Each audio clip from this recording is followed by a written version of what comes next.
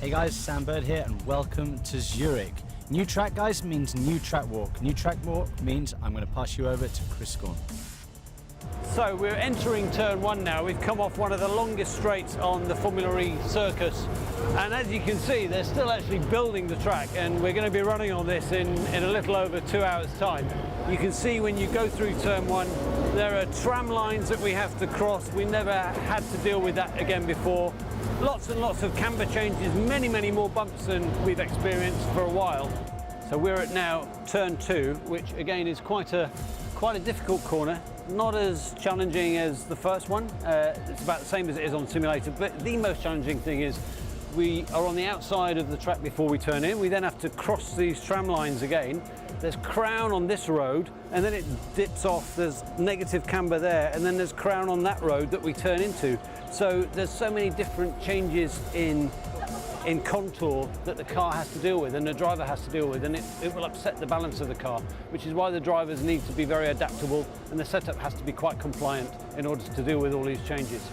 So the interesting thing about turn four here is there are no inside curbs. All they've got is the wall and it's very tight on the exit with a little bit of off camber.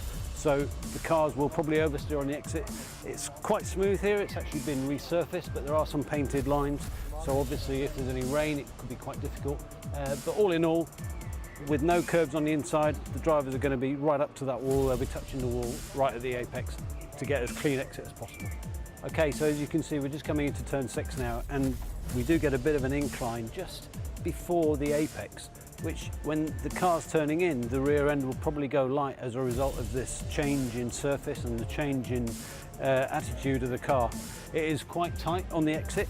So again, it's another tight corner. There's no curbs there, so it's going to be quite a challenge for the drivers.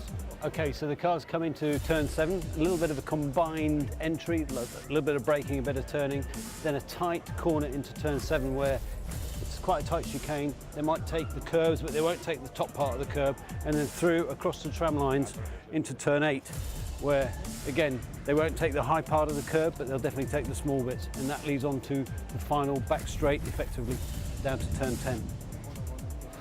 So as you can see, they're still actually they're still building the track, which is going to be open in an hour and 3/4. So this is the final corner here. This is on the exit of turn 10, which leads on to the final back straight again, which leads into turn 1, the longest straight on the championship calendar.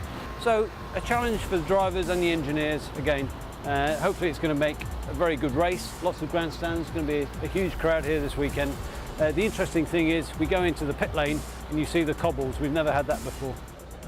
Okay, so as you can see, the pit lane here is cobblestones. We've never had this on the Formula E circus before, and as a result, if it rains, they've actually reduced the speed limit down to 30 kilometers an hour. The normal speed limit for Formula E in the pit lane is 50 kilometers an hour.